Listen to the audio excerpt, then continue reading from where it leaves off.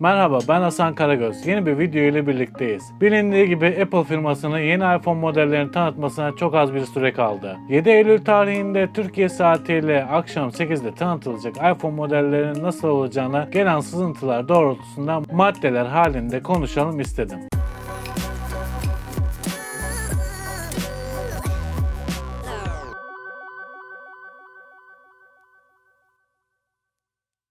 Maddelere geçmeden önce büyük ihtimalle tanıtılacak modeller şu şekilde olacak. iPhone 14, iPhone 14 Max eski modellerde Plus ifadesi de kullanılabilir belki Pro ile karıştırılmaması için.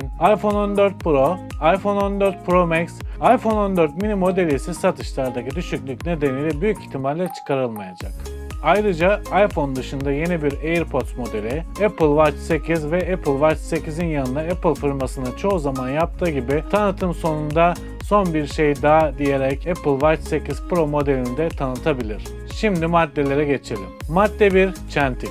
Bilindiği gibi iPhone serileri iPhone 10'dan beri ekran çentiğiyle gelmektedir ve ekranda epey bir yer kaplamaktadır. Bazı kullanıcılar burada rahatsız olmasa da bazı kullanıcılar bu durumdan hiç haz etmemektedir. Her ne kadar iPhone 13 modellerinde çentik %20 kadar küçülse de hiç olmamasını tercih ederdim. Fakat iPhone'larda ön tarafta sadece ön kamera değil, derinlik kamerası ve yüz tanıma sensörü de bulunduğu için böyle bir çentik tabii ki şart. Bu eklentiler ile Face ID, Android modellerindeki yüz taramaya oranla daha güvenli çalışmaktadır. Bu yıl çıkacak olan modellerde ise şöyle bir ayrım söz konusu olabilir. Sızıntılardan gördüğümüz kadarıyla iPhone 14 düz modellerinde bir önceki selifi olan 13'teki çentik boyutu korunacak ama Pro ve Pro Max modellerinde çentik yerine hap şeklindeki bir delik ve onun yanında küçük bir kamera deliğine bırakabilir. Tabii ki bu hap şekli sızıntılarda bu kadar da küçük olmayabilir.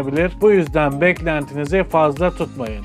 Madde 2. Kamera. Biliyorsunuz ki iPhone 6s serisinden beri 12 megapiksel kamera kullanılıyor ve bu sene ana kamera çözünürlüğü nihayet değişecekmiş gibi görünüyor. Her ne kadar iPhone serileri 12 megapiksel kamera ile muhteşem fotoğraf ve videolar çekmemize olanak sağlasa da telefon kameralarındaki bu megapiksel yarışına biraz da olsa göz kırpmak istiyor. Ayrıca bu özellik sayesinde 8K videolar da çekmeye başlayabiliriz. Bu yüzden iPhone serilerindeki ana kameranın tam olarak 48 megapiksel olarak gelmesi bekleniyor. Bu bence gerçekten akıllıca bir adım olur. Sızıntılar bir yana benim düşüncelerim doğrultusunda değişecek bu özelliği ben de tahmin etmek isterim. Geçen yıl herkesin çok sevdiği ve kullandığı Cinematic Mode bilindiği gibi en fazla 1080p Full HD çözünürlük destekliyordu. Bu geliştirme ile birlikte bu özellik 4K çözünürlüğe kadar desteklenebilir. iPhone 14 ve iPhone 14 Max modellerinde ikili kamera dizilimi tekrarlanacak. Bir geniş ana kamera ve bir ultra geniş kamera yer alacak. Bu kameralar 12 megapiksel çözünürlüğe sahip olacak. 48 megapiksel çözünürlük maalesef Pro olmayan modellerde yer almayabilir.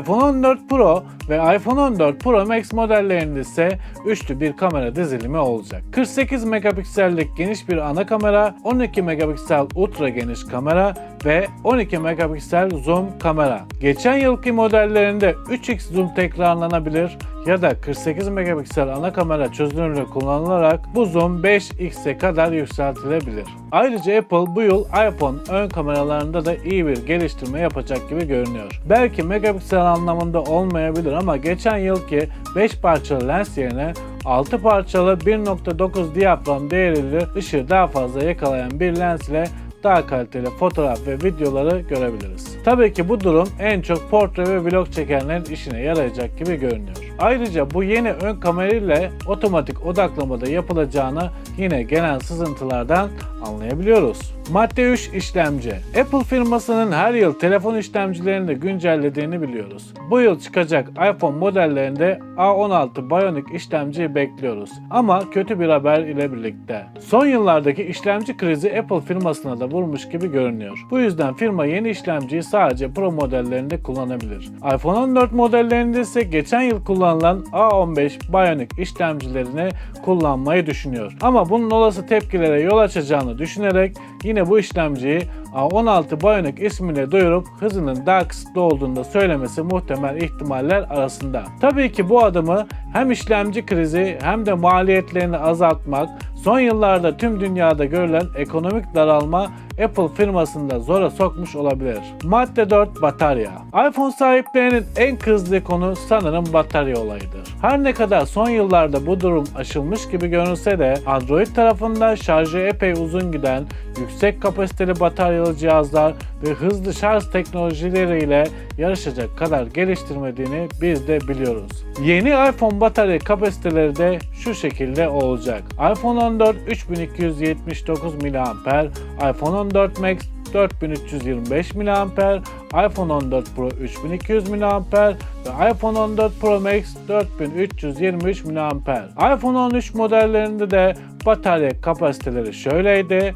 iPhone 13 3227 mAh, iPhone 13 Pro 3095 mAh, iPhone 13 Pro 4352 mAh, iPhone 13 Pro Max 4352 mAh. Göründüğü gibi iPhone 14'te sadece 52 mAh, iPhone 14 Pro'da 105 mAh, iPhone 14 Pro Max'te de sadece ve sadece 29 mAh bir gelişme söz konusudur. Burada en çok gelişme Max olmayan Pro modelinde görünüyor. Ayrıca 14 serisi 30 Watt hızlı şarjı ile de gelebilir. Tabii ki şarj adaptörü kutudan çıkmayacak. Kablosuz şarj hızını da en fazla 15 Watt bekliyoruz. Ama bu hafta gelen bir sızıntıyla kablosuz şarjın da 30 Watt olması yine beklediğimiz yenilikler arasında. Burada bir dakika duralım. Videoların daha fazla kitleye ulaşması için kanala abone olarak ve bildirim zilini açarak bizi takip edebilir. Videoyu beğenerek daha çok izleyiciye ulaşmamızı sağlayabilirsiniz. Kanal abonelikleri tamamen ücretsizdir. Şimdi geldik 5. maddeye. Madde 5. Ekran. Bu yıl iPhone ekranlarında kayda değer bir gelişme beklemeyen analistler ekran konusunda sızıntıları şu şekilde değerlendirmiş. Tüm modellerde bir önceki seride olduğu gibi AMOLED paneller kullanılacak.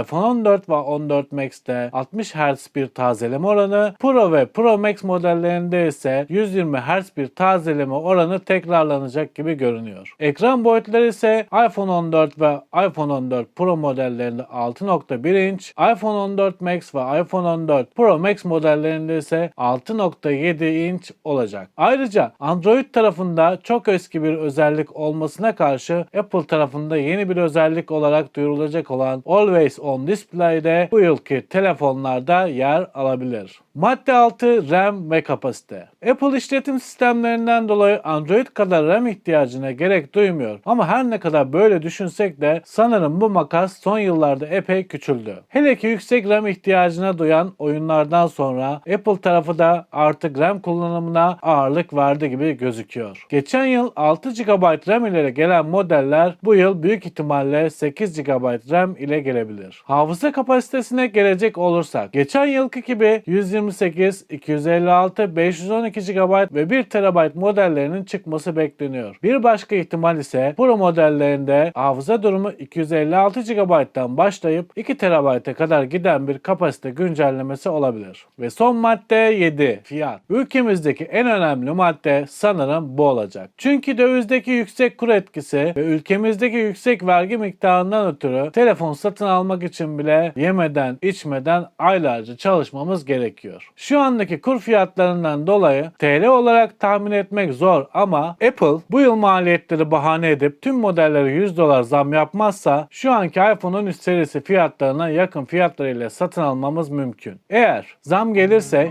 şu anki resmi fiyatların üzerine minimum 3000 TL fazla ödememiz gerekebilir. Amerika fiyatları ise eğer Apple tarafında bir zam yapılmazsa şu şekilde olacak. iPhone 14 $799, iPhone 14 Max $899, iPhone 14 Pro $1099 ve iPhone 14 Pro Max $1199. Umarım isteyen herkes kolaylıkla bu cihazlara sahip olabilir. Hoşça kalın.